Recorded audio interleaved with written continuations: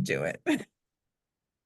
Welcome to Six Figure Souls Doing Good and Making Money, the weekly podcast where I highlight entrepreneurs who have left the grind and designed a business in alignment with who they are. This is a very special season 9 where I'm interviewing my co-authors of our third collaborative book, The Ultimate Guide to Leaving Your Legacy. I'm your host, Camille Miller, an internationally known business strategist and life accelerator, founder of the Natural Life Business Partnership and the Soul Professional Society. Today, I am with my co-host, my co-author, Laura Belle. She is a compassionate coach, mother of 4, and survivor of a challenging childhood. With her personal and professional experience, she specializes in helping mothers foster deep, meaningful relationships with their children. Her journey through motherhood included supporting a daughter through anorexia, has fueled her passion for helping others. Laura, thank you so much for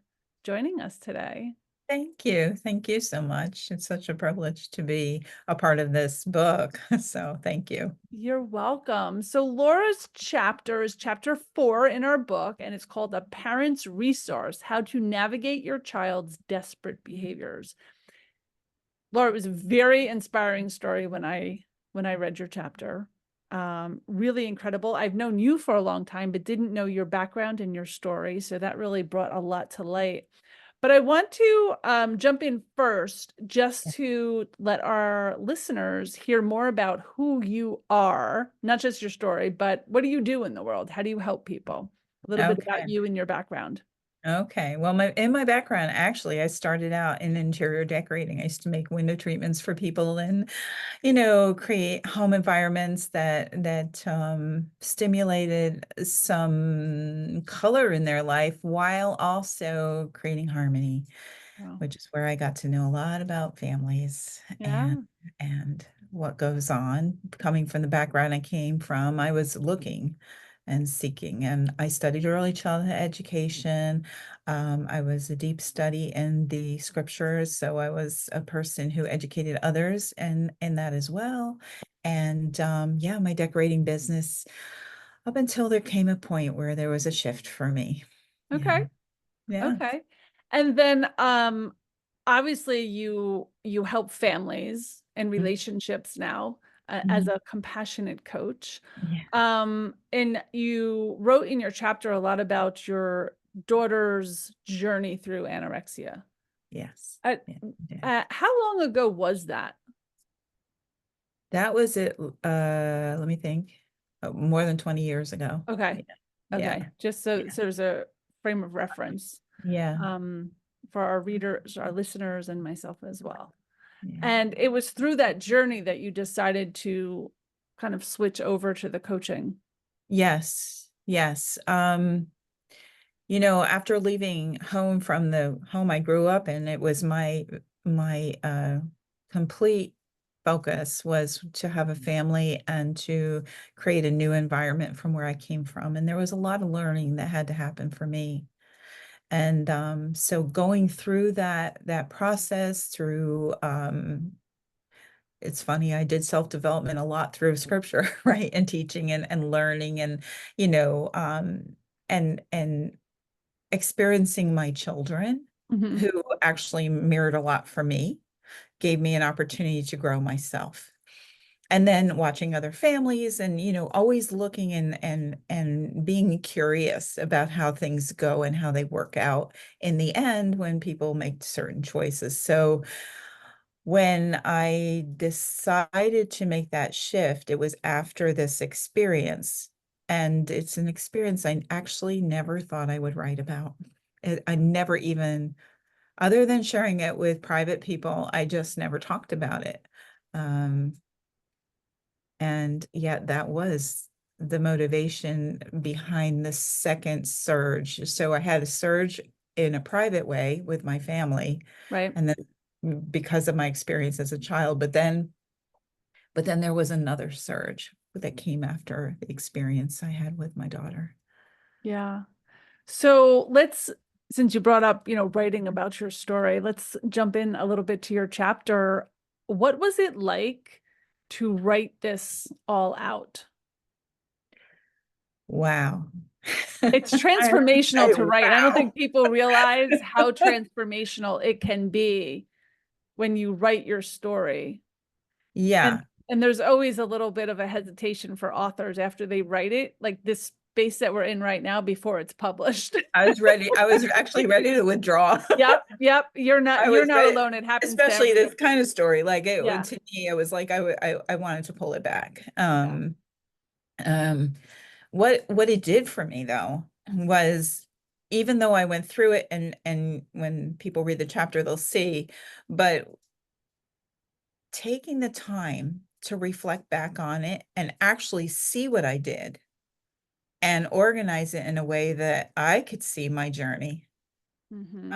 um, and then share that with other people and give them an opportunity to see the rawness of being a parent, when you're like, oh my gosh, and yet loving that child, always loving that child, always showing up, and yet things happen, and we're not bad people, and our children are not bad or wrong people. Like, we're all just figuring it out. And writing that chapter was very helpful, actually, in the end. Yeah. For me. Do you feel It's like just, it made you more empowered by putting your story out there? yes, yes, I do, because Yeah. I feel like it might have been easier to write a book because of all Well, it that could be had to the be left first out. chapter. Yeah, yeah, Yeah, because there is a lot you leave out when yeah, you're trying to bring it down to a chapter, and yet it was a beautiful experience of bringing it down to this more small um part of it, because it helped me to understand how I actually help people. yeah, yeah. Yeah, And to very focus on the actual points of the story, because it's really hard to take a whole story and put it in a chapter, yeah, and we're talking right? about years of, Yeah. yeah. And it had to be like, right. So I always tell people like write longhand and then take it out, take it out, take it out. So the reader is really feeling all of those like pain points Yeah, and moments that were most impactful yeah, without hearing all the other stuff. But yeah. wow. Do you think you will write a full book on it? I'm considering it. I think that the book might actually encompass some other pieces of things Yeah. that Fabulous. we're not in, that are significant and interesting to look at. That experience was a big one, but it stemmed from a lot before that, and it might be interesting to explore that, Yeah. and to mix it with things I've learned even since then, because we're never not learning, we're never not growing, and the willingness to do that is a gift. Yeah. Um, I, yeah, I think as far as parenting too, it's it's easy for us to look back 20 years and just hmm, say, oh, if I handled it differently or did it differently but hindsight, like you weren't that person that you are today. So you didn't have the skills. And I do that all the time. Like I did the best I can or I could have in the moment with all the yes, skills and time and everything else I had going on. yes, Right. I did yes. the best I could in that moment. And I think that's a really good story for all parents that you're doing the best you can in that moment. Yes, yes, to the point that understanding that is vital in moving through it, Mm, because it's a learning experience. Nobody gives you a handbook for these things, yeah. so we are all learning, and we're learning together. And Yeah. every time I work with someone, we're learning together, but we're learning together in such a way that I bring what I have learned to the table, but we're all individuals, and we're all doing it, and that's the other thing, you can't say, well, and this just came out in the chapter, like, there's no cookie cutter answer, Mm-hmm. Yeah. right? That's for everything because everyone's perspective is different. Everyone's Yeah, belief systems are different. Everyone's training and, life circumstances are different. There's we no two people that perceive things the same way. Exactly. It's like Yeah. eyeglasses. No, whether or not you wear glasses, you're still going to see things. No one can look through your glasses and see what you see. Yours Yeah. are special to you. Yeah. Yeah. I thought when I was looking at you that you were going to say the frame, and I could say like I could wear your frame, but they'd look different on me. Yes. And that's Right. So true it's too. the Yeah. same, right? Yeah. It's the same Yes. thing. I don't think anything in life is actually cookie cutter. And I think that No. like even like with business, like 10 steps to 10K months, it's like it doesn't the same 10 steps cannot work for everyone. No, no, It's no, like no. it's an impossibility, We are actually. very complex and Right? diverse. And Yeah. as my journey, I did study through integrative nutrition, and they talk about two things that I love. Number one, we are bio individual. Mm. Number two, we are multidimensional. Oh, beautiful. Both of Yeah, those. Yeah. both of those. And that is, if we can, and as parents, my gosh, there's so much going on today. If we could create an opportunity for us to get curious, and try to see life through those kinds of lenses, we begin to learn and grow and not put so much guilt or shame, or the things that don't empower us to be the parents we need to be when things happen, because Yeah. it Yeah. always does. Yeah. It always is. Like you said, there's not a handbook. And I remember my father, I was one of five, Yeah. and I had three. And my father, like, I, I don't know at what point, but at some point my kids hit, and my kids are in their 20s. So it was at some point a while ago, my kids hit some milestone. Say they were all off to college, like, Yeah. oof, I got them all off to college. Like, it's good now.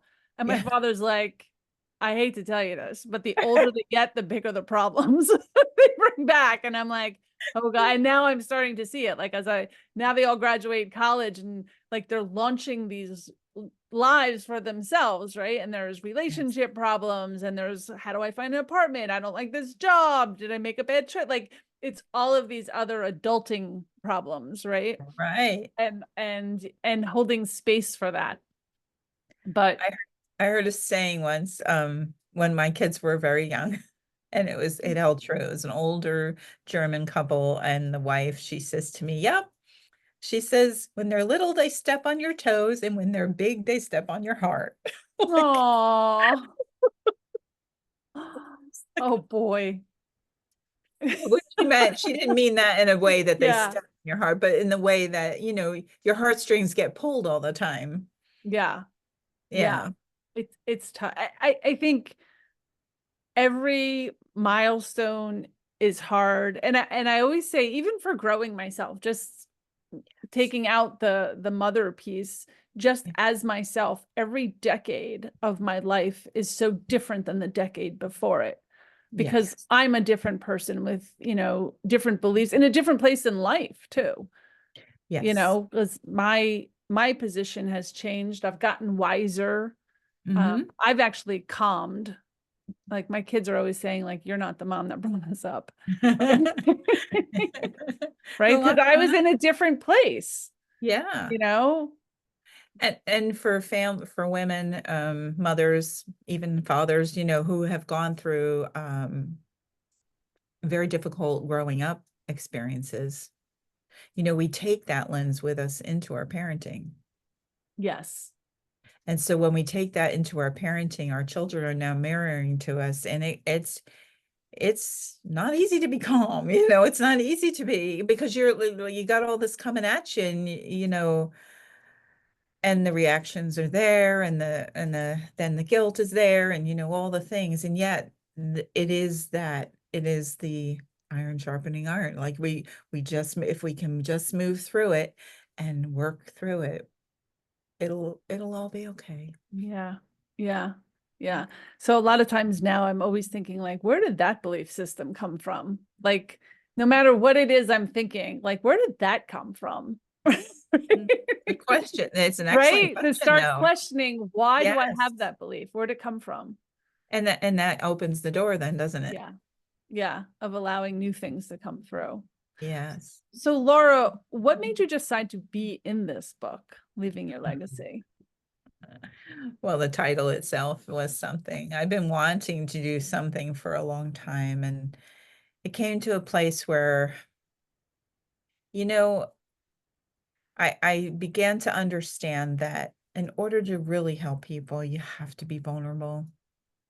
And so opening the opportunity for me to reveal, the imperfection of my story would give parents an opportunity to see how we can move through things in in a way that moves us through, that moves us through and is we're not perfect.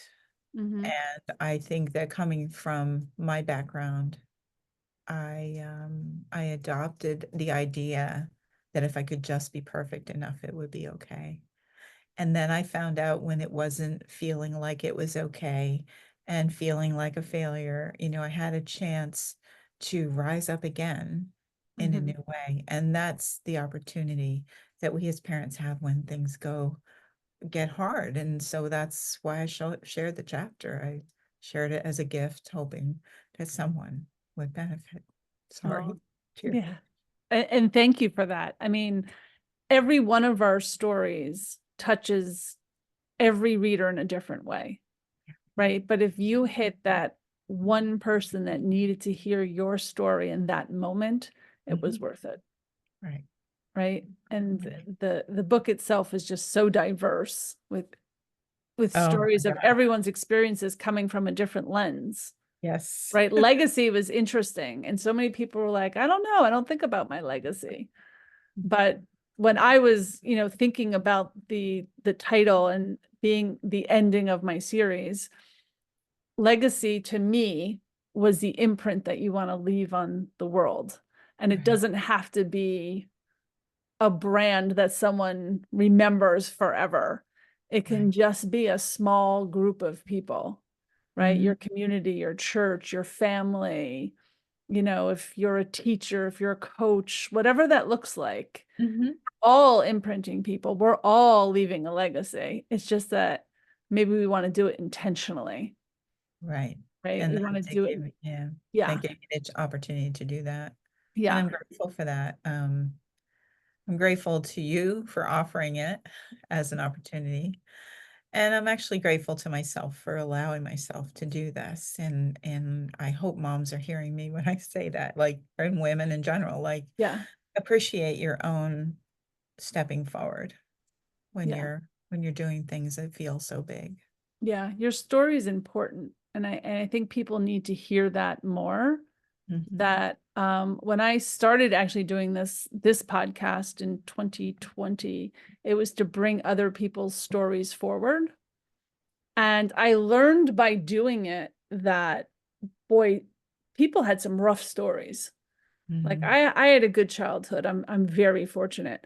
But there are some people that had some really rough stories. And I think people need to know that. Like Mhm. I know now when I look at people that I don't actually know their story, right? I can guess, but it's Yes. usually not accurate at all. Especially Yeah. if you see someone in a successful light or on social media, or like they're not all successful. I also found from doing this that a lot of people that looked successful, when I spoke to them, were not at all successful. It was Mhm. all like this portrayal of someone who is successful, but they are not successful. Mhm. Um, so, but a person's story is such a part of them. And I think even for myself, like when I kept it hidden, I was Mhm. comfortable keeping it very hidden. And that's in my Yeah. first book, right? Yeah. Um, but once I put it out there in print, I owned it. Right. Mhm. And I could look back at, okay, that's where I was, but that is not where I am today. And I think it also let me let go of a lot. Like Yeah. I was no longer a victim unless I chose to be. Right. Right. I'm choosing to step out of this and be more. I know I'm meant for bigger things. So what does that look like? And the story is important for people that are building careers. And for mine was coming out of a really abusive divorce and all of that, right? But putting it out there and people are like, oh my God, I had no idea. I know, Yeah. but I didn't want to tell anyone. Right. Yeah. And this was all going on behind the scenes while I was building this company. Yeah. Right. So yeah, so it's everyone has a story. And I think it's really, really, really important to get all of our stories out there for all of our listeners too. Like if you're holding on to a story or a piece of you that people don't know, put it out there. You'd be amazed at how many people are drawn in by it. It is. And you're admired for what you've gone through. But it helps the next person say, "Oh my gosh, that's me too." Like Yeah. that feels just like me.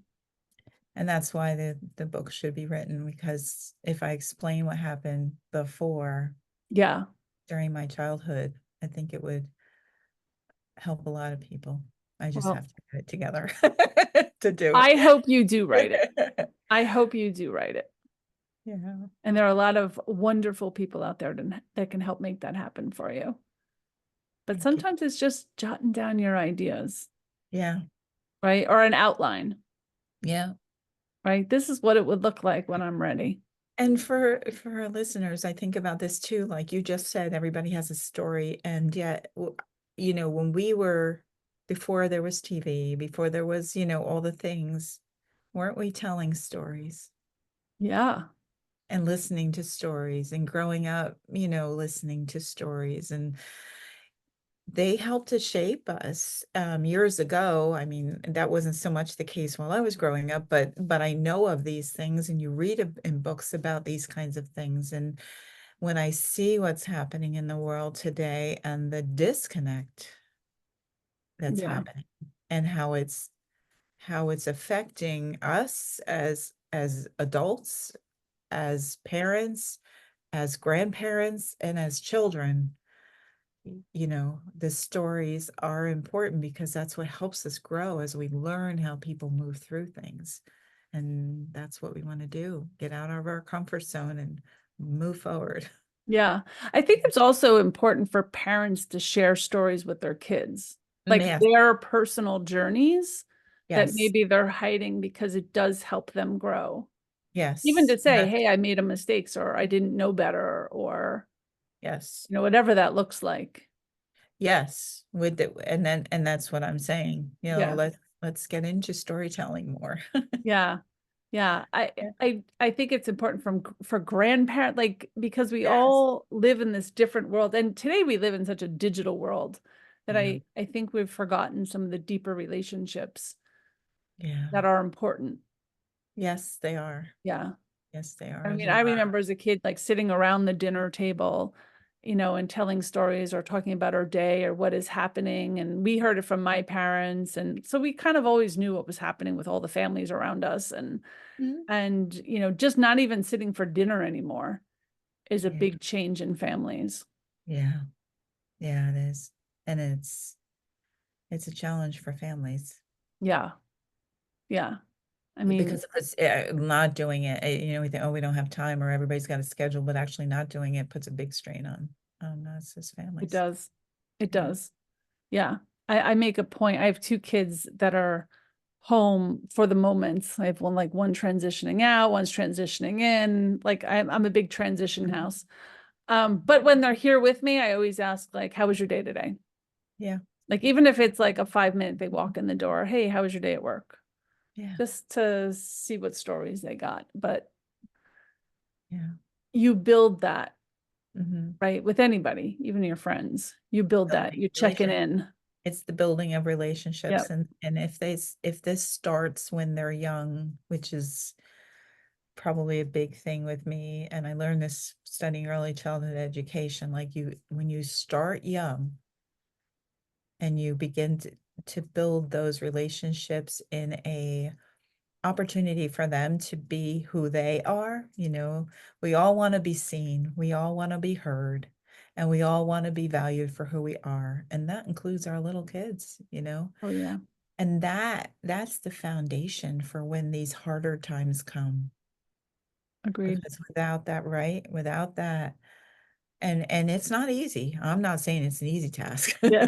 at all, especially in our day and age, but Yeah. Yeah. you know we could decide to do different too. Agreed. But we're also teaching them how to be parents, how to be in relationships, Yes. because that's what they look for in partners and friends and, in everything else too. Yes. Yeah. And how to be treated and how not to be treated. And Mm-hmm. there's And the so much. boundaries we put around everything. There's so It's, much. yeah. We could talk all day and not be Yeah. done. I agree. There is so much. Yeah. But I appreciate being a part, having the opportunity to be a part of these great people that are all in this book. So thank Yeah, you. Laura, thank you so much for sharing your story and for saying yes and being a part of the book. I really appreciate you. Thank you. Thank you for If people want to learn more about you, what's the best way for them to get in touch? right now, since everything is going through an upheaval, I'm gonna say connect with me on LinkedIn and Okay. then yep, Laura Belle. Yes, and you can find me. I'm sure it'll be in the show notes and whatever updates I have going on and whatever things are now, open up as I go. I know Mm-hmm. there'll be a free gift that I'll have for everyone. So that'll be up Awesome. there. That'll be the first thing that goes in my LinkedIn page. Yeah. So you Fantastic. can find it. Yeah. Awesome. Yeah, Laura's information, her bio will all be part of our show notes. If you can't get in touch with her and you can't find her, please reach out to us. I will make sure that that connection is made so you can find Laura. If you're driving, don't look at the show notes right now. Just know that you can get in touch with me and I am happy to connect you with Laura. Laura, Yes, thank you again for being a part thank of the you. show and for being a co-author with me. Thank you. Thank you very much.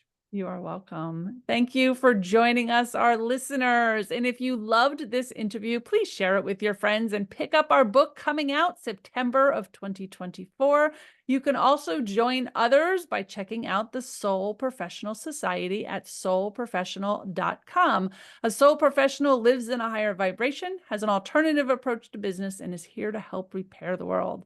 So if that sounds like you, come check us out. Thanks, everyone. We'll see you next week.